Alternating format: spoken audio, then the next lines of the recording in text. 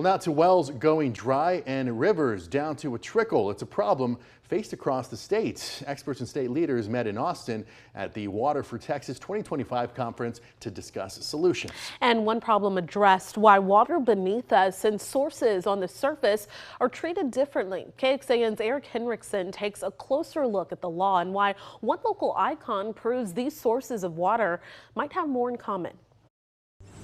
Even on a frigid, dreary morning, Central Texans enjoy the clear waters of Barton Springs Pool.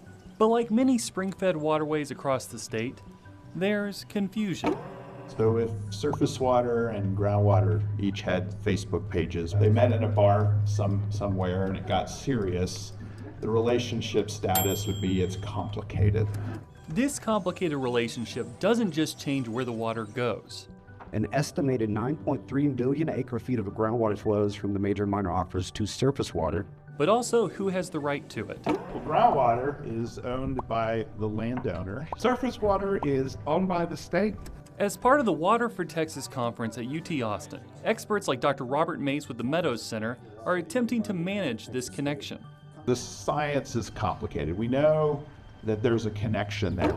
According to Dr. Mace, Barton Springs is an ideal example for this interaction between groundwater and surface water. It's really easy to measure, see, and quantify, but most of the state, most of that 30% contribution is much more complicated, much more subtle, and it changes. Groundwater typically is prioritized when disputes arise. There is case law that allows groundwater pumping to completely dry up springs or completely dry up that connection. According to the panel, better understanding this interaction and addressing future disputes requires change.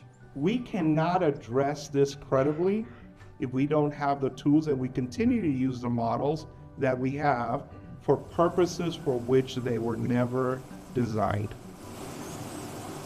The Water for Texas conference continues Wednesday with a look at key water policy issues in this year's legislative session.